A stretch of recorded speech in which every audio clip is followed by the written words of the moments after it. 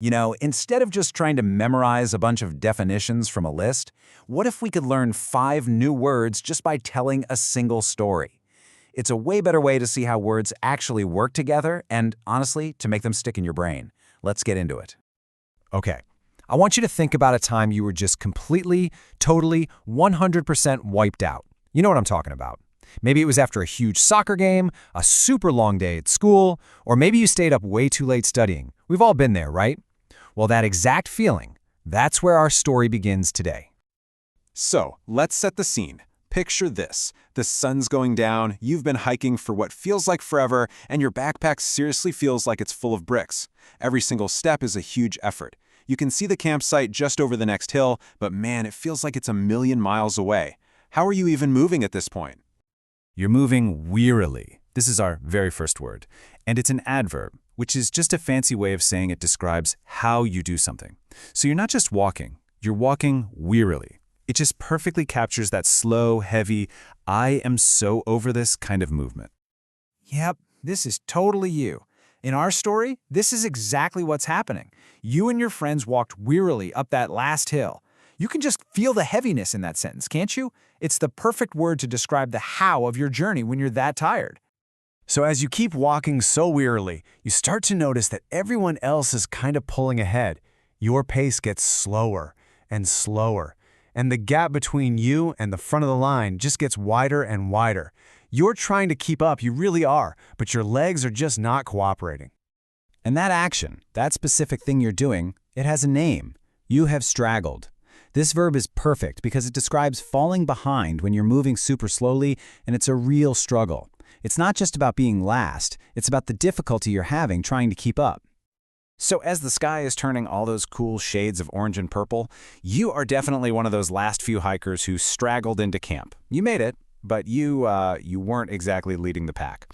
It's a great word for that feeling of just barely getting across the finish line. Ah, yes, the best feeling in the world. You slide that heavy pack off your shoulders, and it just hits the ground with a thud. Okay, so you're not moving anymore, but that deep down exhaustion is still there.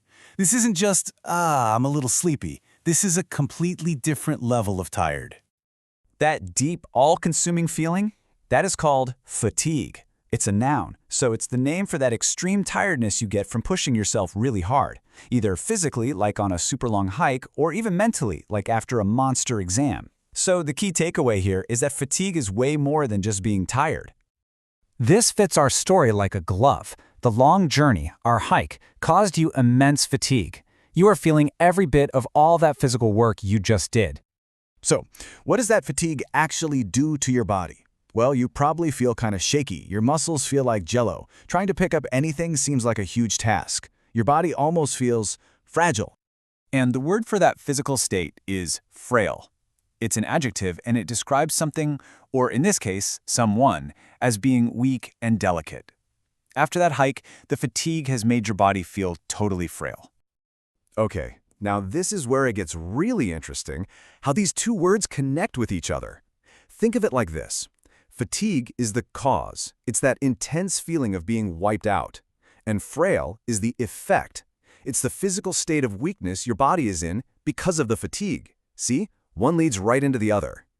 So there you are, sitting there, feeling completely frail, and you reach for your water bottle, but your hand is just not steady, and oops, you knock it right over. It makes this loud clattering noise on a rock, and of course everyone at the campfire turns to look right at you. So awkward. So how do you react in that moment? You feel a little embarrassed, right? Maybe a little silly? The way you look up at your friends with that kind of whoops, my bad expression on your face, that is our fifth and final word. Sheepishly. It's another one of those adverbs describing how you reacted. And this is exactly what you do in our story. You're not mad or upset. You just kind of grin sheepishly after making that clumsy mistake. It's the perfect blend of being embarrassed and saying sorry, all with one little smile. And there you have it. 5 new words, all connected together through one simple story. Think of these as new tools you can pop into your vocabulary toolkit to make your writing and speaking way more interesting. So let's do a super quick recap of our little adventure. So our story started with you walking wearily up the hill.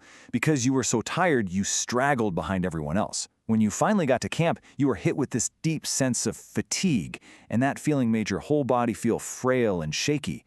And then when you made that clumsy little mistake, you reacted sheepishly. See how they all chain together? It's pretty cool. All right, now the ball is in your court. You've got 5 awesome new words in your toolkit. And they don't have to be about a hike. Maybe it's a story about cramming for a final exam, finishing a huge art project, or even a marathon day at the mall. So the question I'm going to leave you with is this: what story can you tell?